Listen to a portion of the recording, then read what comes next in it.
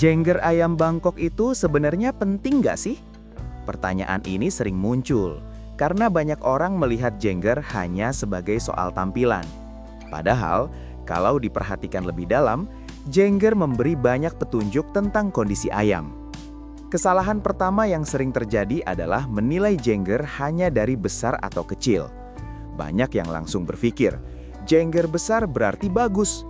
Padahal, ukuran bukan satu-satunya indikator. Yang lebih penting adalah warna, tekstur, dan konsistensinya. Terus, warna jengger itu harus gimana? Disinilah banyak orang keliru. Kesalahan umum adalah menganggap satu warna selalu berarti satu kondisi. Padahal, warna jengger bisa berubah karena banyak faktor. Waktu, aktivitas, lingkungan. Perubahan sementara tidak selalu berarti ada masalah. Yang perlu diperhatikan adalah apakah perubahan itu bertahan atau hanya sesaat. Kalau jengger terlihat pucat, apa harus langsung khawatir? Belum tentu.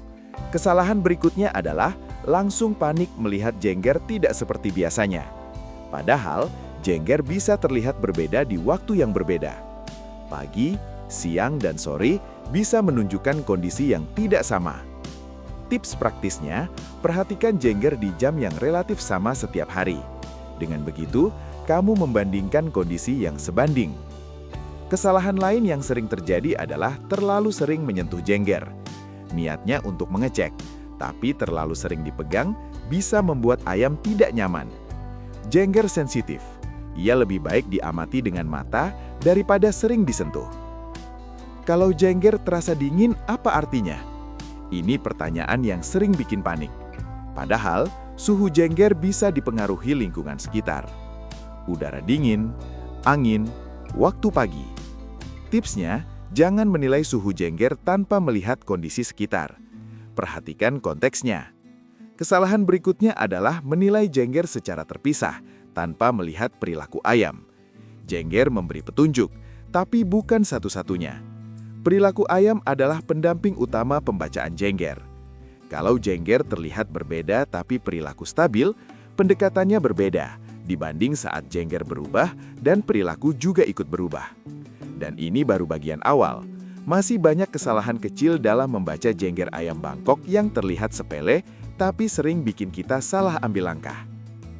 Kalau begitu, apa kesalahan paling sering saat membaca jengger ayam Bangkok? Kesalahan yang paling umum adalah melihat jengger hanya di satu waktu.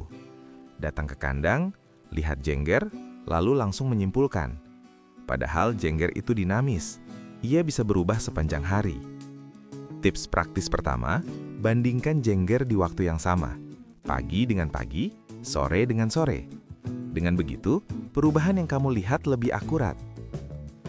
Bagaimana dengan tekstur jengger? Ini sering diabaikan. Kesalahan berikutnya adalah fokus ke warna, lupa tekstur. Padahal tekstur memberi banyak petunjuk. Jengger yang terasa lentur biasanya menunjukkan kondisi stabil, sedangkan yang terasa kaku perlu diperhatikan lebih lanjut. Tipsnya, tidak perlu sering disentuh, cukup sesekali dan lakukan dengan lembut. Kalau jengger terlihat turun, apakah itu tanda masalah? Belum tentu. Kesalahan umum adalah mengira jengger harus selalu tegak sempurna. Padahal, posisi jengger bisa berubah karena aktivitas dan kondisi tubuh. Tips praktisnya, lihat posisi jengger saat ayam dalam keadaan tenang. Jangan menilai saat ayam baru bergerak aktif. Apakah ukuran jengger bisa berubah? Bisa, dan disinilah banyak orang salah paham. Kesalahan berikutnya adalah menganggap ukuran jengger selalu konsisten. Padahal, jengger bisa terlihat lebih besar atau lebih kecil tergantung aliran darah dan kondisi sekitar. Tipsnya, jangan terpaku pada satu ukuran. Lihat perubahan jangka waktu, bukan perbedaan sesaat. Kesalahan lain yang sering terjadi adalah terlalu sering mengaitkan jengger dengan satu penyebab tertentu. Padahal jengger dipengaruhi oleh banyak faktor sekaligus. Lingkungan, rutinitas, kondisi fisik. Tips penting di sini, baca jengger sebagai bagian dari keseluruhan, bukan sebagai indikator tunggal. Terus, kapan jengger perlu benar-benar diperhatikan? Saat perubahan jengger berjalan seiring dengan perubahan perilaku. Kalau dua-duanya berubah dan bertahan, Itulah momen untuk lebih serius mengamati. Bukan panik, tapi lebih teliti.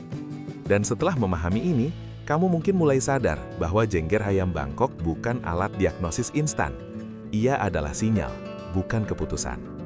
Jadi, sebenarnya apa peran utama jengger ayam Bangkok? Perannya bukan untuk membuat kita panik, bukan juga untuk membuat kita sok tahu. Jengger itu pengingat agar kita lebih peka. Kesalahan terbesar selama ini bukan salah lihat warna, bukan salah menilai ukuran, tapi terlalu cepat menyimpulkan. Kalau ada satu hal penting yang perlu diingat, ini dia. Jengger tidak pernah berdiri sendiri. Ia selalu berjalan bersama perilaku, aktivitas, dan kondisi sekitar. Saat kamu mulai mengamati jengger tanpa emosi, tanpa prasangka, kamu akan jauh lebih tenang saat merawat ayam. Kamu tidak lagi reaktif, tidak lagi terburu-buru. Kamu mulai memahami kapan cukup mengamati, kapan perlu bertindak, dan kapan sebenarnya tidak ada apa-apa. Dan menariknya, semakin sering kamu mengamati tanpa menyentuh, tanpa ribut, ayam justru terlihat lebih nyaman. Di titik ini, merawat ayam bukan lagi soal insting semata, tapi soal kebiasaan membaca tanda kecil. Kalau kamu merasa, oh, ternyata selama ini aku terlalu sering salah tafsir, berarti kamu sudah selangkah lebih maju. Karena kesalahan terbesar bukan tidak tahu, tapi tidak mau mengamati. Sekarang, aku mau tanya ke kamu. Dari semua yang kita bahas, bagian mana yang paling sering kamu alami di kandang? Tulis di kolom komentar, cerita sedikit pengalamanmu. Dan kalau kamu merasa konten seperti ini membantu, jangan lupa subscribe channel Ayamnesia supaya kamu tidak ketinggalan pembahasan praktis lainnya yang sering luput dibahas orang. Karena semakin tenang cara kita merawat, semakin jelas tanda-tanda yang bisa kita baca. Sampai ketemu di pembahasan berikutnya.